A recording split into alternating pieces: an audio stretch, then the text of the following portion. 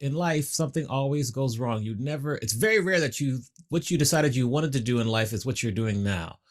Same thing in the DJ world, something will go wrong, whether it's a speaker going out, dusty needles, computer issues, all sorts of stuff can go wrong. It's just, the things are countless, but you can never let the music stop. Same thing in life. We all make career shifts and career transformations, but we can never really just stop working. You have to keep at it and find different ways, find the third door to get in.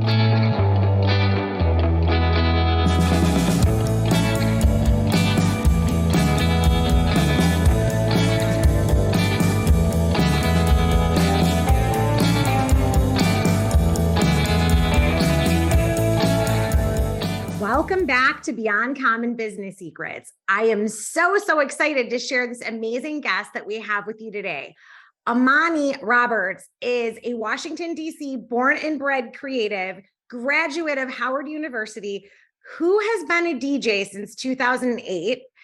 Amani currently lives in Los Angeles, California, and is the chief musical curator for his entertainment and production company, the Amani Experience. I love that name, by the way. He is also a partnered streamer on Twitch and produces 4 different live streaming shows weekly. Amani, welcome. We are so grateful that you are here. And I have to tell you, I say all the time, so people that know me really well, I was a club kid in a past life. So I am over the moon excited about business and music is like 2 dreams come together for me. So welcome. I love it. Tracy, thank you very much for having me. I'm excited to talk to you, and I'm happy that you love the name of my business too. I appreciate it. That's such a cool name, Amani Experience. I'm really digging it. So tell me how you got started in this amazing business of blending music, like spinning and, business together. I love everything about this. I first got started as a DJ. It's almost been 16 years now here in LA. I had wanted to be a DJ for much longer, but I didn't have the courage to go for it. I finally moved out here to LA, was able to kind of soak up the environment, had the courage to make it happen. Build up my business from the ground up, started at little bars on the beach, and then continue to progress and grow. And that's taken me to where I am now. I released my book in April 2020, which kind of puts it all together, like you spoke about, relating a DJ set to growing a business or growing your career. And that takes me to where we are today, having this conversation. So tell me a bit about the book, because wasn't there something I read about that you were teaching teams how to come together with spinning? I just think that's amazing. Share with us, because this is the coolest concept ever. So the book, I'll break it into 2 parts. First part is the book will take you through the time slots of a DJ set from 10 p.m. to 2 a.m. And it'll relate every 15 minutes to aspect of growing your business. For example, 10 p.m. to 10:15, you're just getting in the club or the bar. You're trying to build rapport with who's there to make sure they stay and make sure that people that are already there, either they stay for a while, you cycle through them. Same thing in business. You're trying to figure out who your ideal client is, your avatar in your career. You're trying to figure out what do I want to do? Who do I need to talk to get to where I want to go to get started with my career or make a change? We fast forward, I'll skip a couple chapters, to 11 p.m. at nighttime, troubleshooting. As we know in life, something always goes wrong. It's very rare that what you decided you wanted to do in life is what you're doing now. Same thing in the DJ world, something will go wrong, whether it's a speaker going out, dusty needles, computer issues, all sorts of stuff can go wrong. It's just, the things are countless, but you can never let the music stop. Same thing in life. We all make career shifts and career transformations, but we can never really just stop working. You have to keep at it and find different ways, find the third door to get in. That's the 11 p.m. chapter. Then midnight, prime time, you keep the dance floor packed, song after song, hit after hit, people singing along. In business, that's when you're growing sales month over month, year over year. You just keep it going. In your career, that is when you are getting promotion after promotion. Your career is growing, you're expanding, you're growing your knowledge. That's prime time. Then we fast forward again to one of my favorite times of the night. It's maybe 1:30 at night, so the club is almost closing. I'm a fan of nostalgia. I love slow jams. So, I'll play some slow jams that'll take you back to maybe when you were in junior high school or high school when you had less worries and less stress. But, brands do that as well. Brands are very creative with nostalgia. I love Old Spice. I love Adidas Stan Smith shoes. I love Nintendo.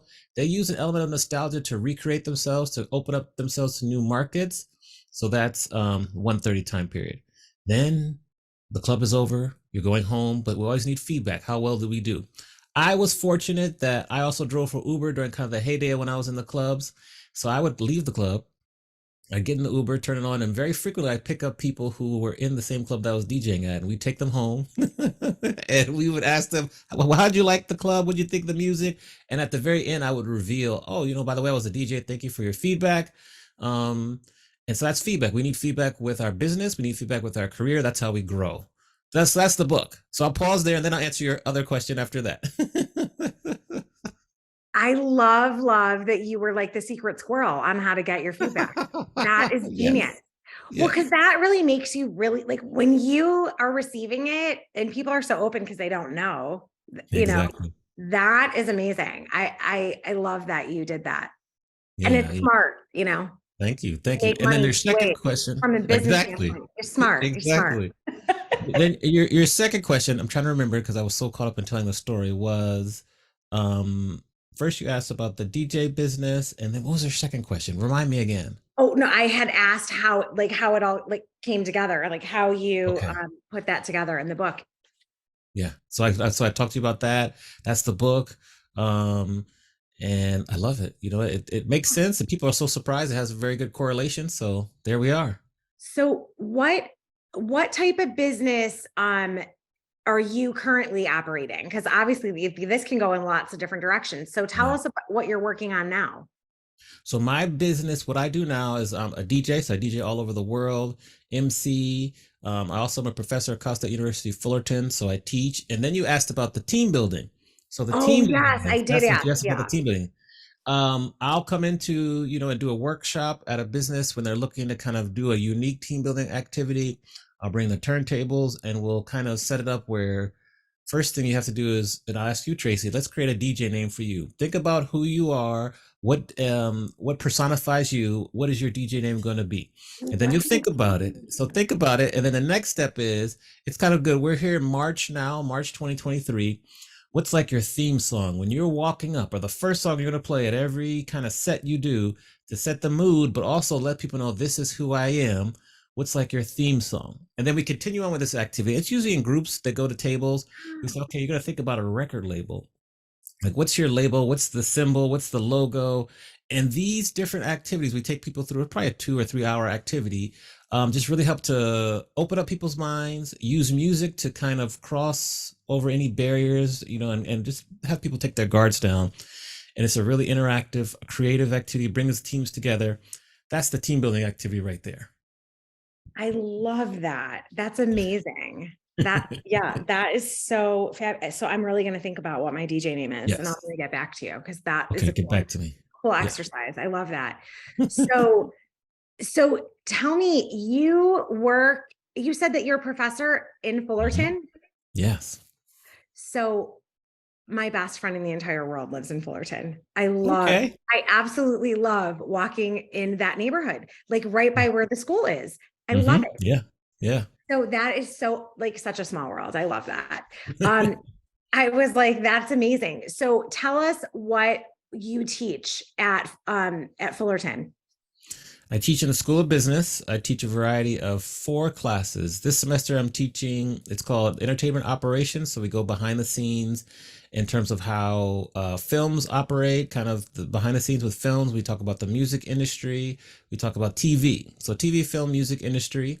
That's one class I teach. I also teach a music business class. It's kind of like just an introduction to music business, but we get into all the different aspects and the details.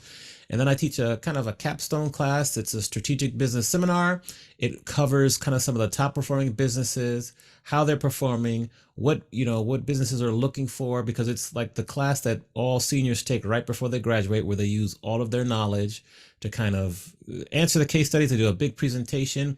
We do a lot of work on like kind of career development and I want to say mindset, but a lot of students, especially nowadays, are a little worried about getting a job. So we work on like their professional speaking in public. We did this fun activity last week where I made the students, because in business world, one of the ways you analyze a business is you do a SWOT analysis: strengths, weaknesses, opportunities, threats. So I taught them how to do that. Well, they knew how to do that, but we kind of covered some things. But then I said, I'm going to flip it. I want you to do a SWOT analysis on yourself. So, and identify your strengths, your weaks. And I, because I believe in being vulnerable and just kind of letting them know that I'm a human too. So I gave an example. I went through my SWOT analysis in front of them all first. Say, this is how we're doing it. I identified everything and all that. So that was a fun activity. So those are classes I teach. I also teach project management and entertainment money management, but those are my three I'm teaching this semester. So I love that you brought up something about music and business, like, the business of music. So that's interesting, because most of us in the world, even though I am a deep dive behind so many businesses, I still don't always think of music as a business. So I would love share like a secret that we wouldn't know about the business of music, because that's an industry I really don't know about the business side. Excellent question. So I'll ask this question and then we're going to go off on a tangent. But a lot of times people think like, give me a couple of your favorite artists that you love to listen to.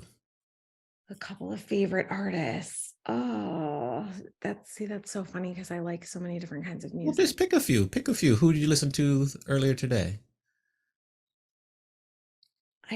I was listening to I was listening to a couple of clients of mine are launching new podcasts, and they needed me to give feedback. So I didn't get to listen to music today. Okay. Isn't that Well, keep funny? thinking about that. It's okay. Yeah. So I'll think about, but here's the lesson I'll teach you. Empowering, like I like dance. So I like anything that has a dance beat. I like empowering music. Okay. But one thing my team loved, this is kind of interesting about music.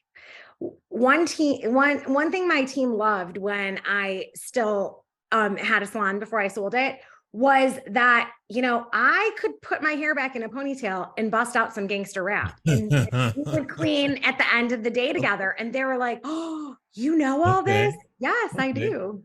Like, so I'll give you an example. Okay, I'll give you an example. Say we're listening to the radio, and like an artist, I'll give an example. Like, say maybe Dua Lipa comes on, so she's on the radio, she's playing, and you'd think that because she's playing on the radio, she's getting compensated, but she was not getting compensated unless she's the songwriter. So that's one law that people don't realize, that it's the songwriter who gets compensated when songs are played on the radio.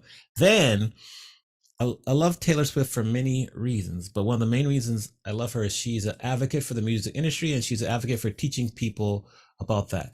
So it's really important for artists to own their masters, because that way they can earn money off of the publishing side of when they're publishing, like when their song is put into movies, when their song is synced and things like that, when their song is played on the radio. Like, it's important for you to be a songwriter, own your masters, so you can own your publishing and all that. People don't really think about that, and a lot of times the record labels hold a lot of control. So she's continuing to educate us. So that's kind of a jumbled like example. Taylor Swift, why she always talks about writing your own music. Okay, that makes sense. That's why she's re-recording her albums, Taylor's version, because she does not own the masters to her original recordings. She tried to purchase them, they weren't sold to her. This is why she's re-recording it, so she can get more of the revenue.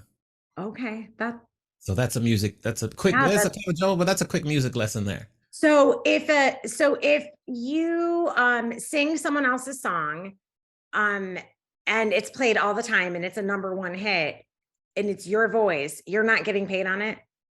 It could depend. The songwriter, what will happen now is most of the time you'll get like a license. I'm forgetting the proper name for that. So you'll get a license that will allow you to cover the song, and then usually the songwriter will get paid, and they're the original songwriter. They'll get compensated for that also. A lot of times we see these big remakes, the original artist will be the songwriter on the remake too, as part of the agreement. And that's kind of a new way of doing things, and all that. So yeah, it's complex. There's a lot going on. It's interesting. I can't remember. I feel bad that I don't remember the name of the place, because I would love to give them credit. But there is this really cool, it is a storytelling place in Nashville where the songwriters tell the stories of when so it's the people that wrote the songs are singing them, and they're not always the voices that we've heard, on the radio. And they tell you the stories behind what was happening when I was there a few months ago. It was like a retreat thing. It was very cool to kind of talk people through stepping into their messaging of who they are as a business brand. And the reason this is so interesting is that one of the female songwriters, and she has done tons of huge hits, and she had an amazing voice, but never was given a record deal. And it was so funny that she was telling us the story of when she first heard her song on the radio. She was like freaking out, and she got pulled over, almost got arrested in Canada because, and she's like, it's my song. And so she had to like explain to the police officer. It was so funny, but it was really interesting to get that education of like so people that have released songs as songwriters, but then sometimes big stars pick it up. Like they talked a little bit about that, but we were coming at it from a messaging standpoint. I still didn't correlate the business of music. I love this. Yeah, the business, like, oh yeah, like we could dive into this. Like one of the best, songwriters who then became a big star. There's a bunch of them, but Sia's one of my favorite examples. Sia, who sings like Chandelier and all those songs, and she's a phenomenal songwriter. She wrote a lot of hits from people we heard, and then she became, then she was able to release her music too. And one of my passions is closing the knowledge gap between artists, whether they be, legacy artists, new artists, or artists who've been around for a little while, and kind of like the music industry or the labels, because there's a huge knowledge gap. Even artists don't know about what they could do if they need to sign with a label, if they want to try to go independent. There's a huge knowledge gap, and one of my passions is trying to close that knowledge gap. So if I came to you and said, Amani, I am ready to take my music career out, in this market right now, what do I do?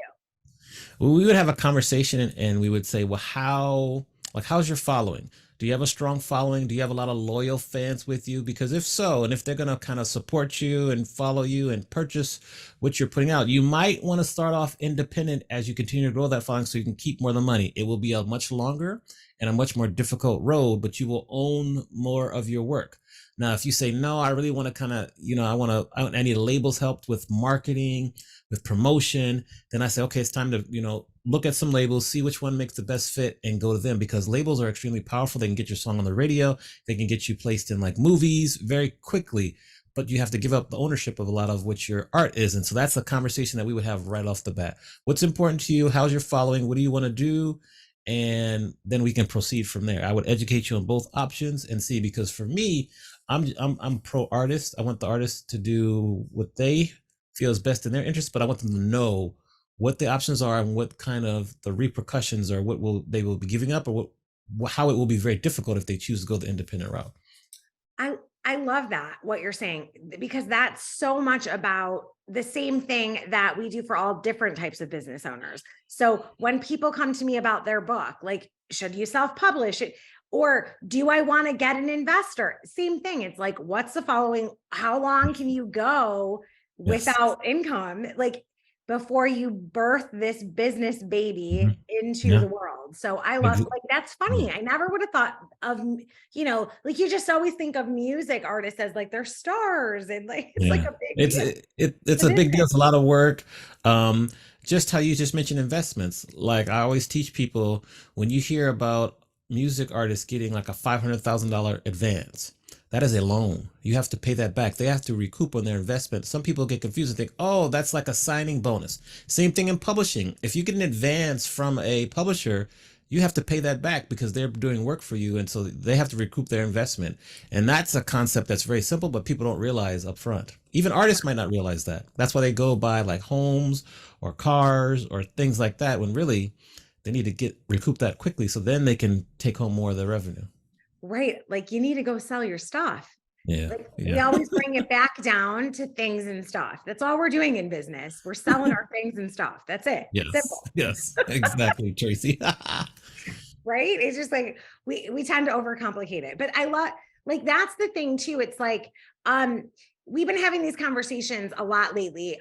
This has come up a lot, of interviews in the past week, and people have been asking me about creatives and this whole AI thing. Mm. What's your stance on this? Funny you asked that. We were in class a couple weeks ago, and the subject of Chat GBT came up, and I said, "Well, let's see about it." So I put into Chat GBT a typical essay question I put on an exam, and Yeah. I'm watching, and it quickly analyzes and has a perfect answer. I'm like, "Oh no!"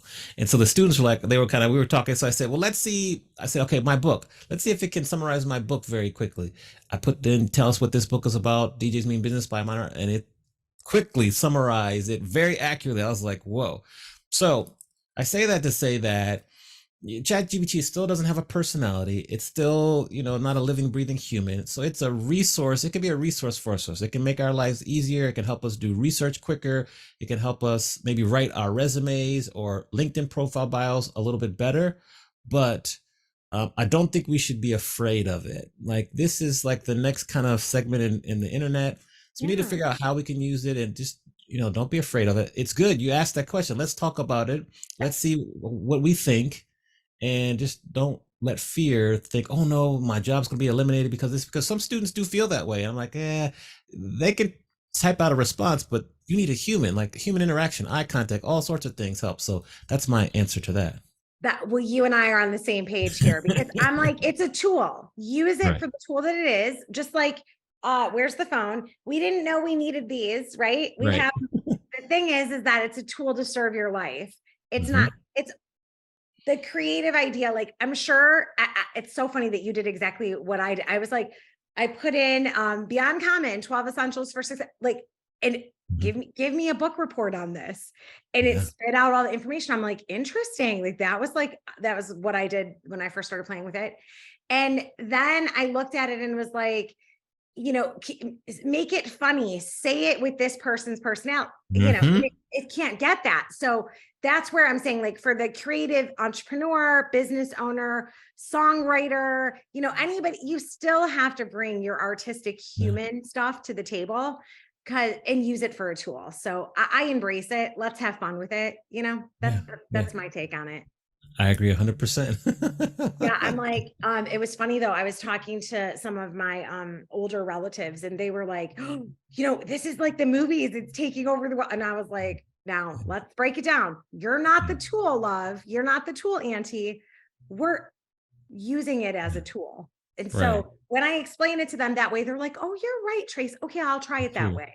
It's I like mean, that fear comes in. yeah, a lot of people are scared that AI is going to take over, kind of like DJing, because they can maybe they can see like what songs are motivating people to dance quicker. You can maybe eventually they'll be able to track like brain functioning and body heat and Oh, why we things. like those fast beats.